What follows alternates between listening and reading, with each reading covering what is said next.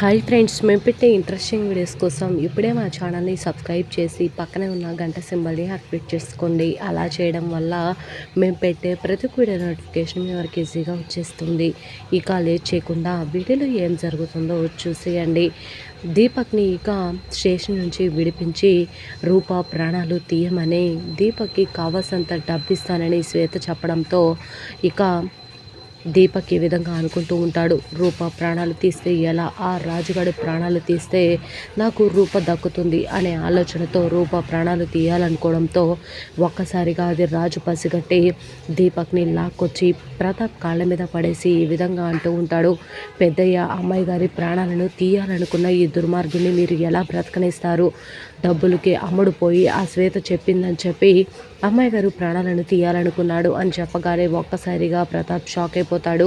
మరి రాజు చెప్పిన మాటలను నమ్మి దీపక్ని ప్రతాప్ ఏం చేయబోతున్నాడు? విజయాంబిక ఊరుకుంటుందా? అసలు నిజంగా ఏం జరుగుతుంది తెలుసుకోవాలి అంటే ఈ వీడియో చివరి వరకు చూడండి ఫ్రెండ్స్. నచ్చితే ఒక లైక్ చేయటం మర్చిపోకండి. ఇక లేట్ చేయకుండా వీడియోలో ఏం జరుగుతుందో చూసేయండి. ఇకపోతే రూపని సీఈఓగా కంపెనీ అంతా కూడా బాస్గా ఉండేటట్లు చేయటం, శ్వేత అలాగే గౌతమ్ ఇద్దరికి కూడా తగిన శిక్ష వేయడంతో ఇద్దరు కూడా చాలా బాధపడుతూ ఉంటారు. గౌతమ్తో శ్వేత ఏ విధంగా అంటూ ఉంటుంది, ఏంటి గౌతమ్ ఇది అంతా తలకిందులైపోయింది, నువ్వే ఆ విరూపాక్షి పార్ట్నర్ని నీ వద్దు షేర్గా నువ్వు తీసుకొని ఇందులో జాయిన్ అయ్యావని నాకు తెలియలేదు, అయినా ఇలా ఎలా చేశావు అని అంటూ ఉంటే ఇప్పటికీ ఆ విషయం ఎవరికి తెలియదు శ్వేత గారు అని అంటూ ఉంటే ఈ విధంగా అంటూ ఉంటే రాజుతో ఎలాగైనా నేను పెళ్లి చేసుకొని సంతోషంగా ఉండాలని అనుకున్నాను, కానీ ఆ రూప వల్ల నా జీవితం అంతా తలకిందులైపోయింది. ఈ శ్వేత ఏదైనా సరే మొదటగా కావాలనుకున్న వస్తువు దేనిని వదిలిపెట్టదు. అలాంటి నేను ఈరోజు రాజుని వదిలిపెట్టాల్సి వచ్చింది. రూపని అలాగే రాజుని మనం కొంచెం ముందుగా కలిసినట్లయితే ఖచ్చితంగా వాళ్ళిద్దరిని విడదీసే వాళ్ళం. మన ఫ్రెండ్షిప్ లేటుగా మొదలయ్యింది అని ఈ విధంగా అనడంతో అవును శ్వేత గారు, కానీ ఇప్పుడు కంపెనీలో మీరు ఎలా అడుగు పెడతారు? మీకు ఇచ్చిన షేర్ని కూడా విరూపాక్షి తీసేసింది కదా అని అంటూ ఉంటే అవును గౌతమ్, ఏదో ఒక రకంగా నేను ఖచ్చితంగా బయటికి దీపక్ని తీసుకొచ్చి దీపక్తో చేతులు కలిపి ఖచ్చితంగా రూపని రాజు నుంచి వేరు చేయాలి.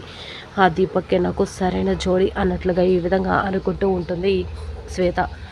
విజయాంబికతో దీపక్ ఆల్రెడీ చెప్పాడు కదా, మనం శ్వేతతో చేతులు కలిపి రాజుని రూపని విడదీస్తే ఖచ్చితంగా రాజు కోసం శ్వేత ఏదైనా చేస్తుంది అన్న ఆలోచనతో విజయాంబిక ఇక శ్వేతని కలుస్తుంది. శ్వేతని కలిసి ఈ విధంగా అంటూ ఉంటుంది, నీకు కావాల్సినంత ఇన్ఫర్మేషన్ మేము ఇస్తాము, ఖచ్చితంగా నువ్వు రూపని మాకు అప్పగిస్తే రాజుని నీకు చేరేలా చేస్తాం, రూప మాకు కావాలి, రాజు నీకు కావాలి అనే ఆలోచనతో ఈ విధంగా అంటూ ఉంటే సరే ఏం చెప్తే అది చేస్తాను అని చెప్పేసి అనుకుంటూ ఇద్దరు కూడా డీల్ మాట్లాడుకుంటారు. నా కొడుకుని ముందు బయటకు తీసుకురావాలమ్మా అని అంటూ ఉంటే ఖచ్చితంగా తీసుకొస్తానంటీ అని చెప్పి ఇక దీపక్ని శ్వేత బయటకు తీసుకొస్తుంది.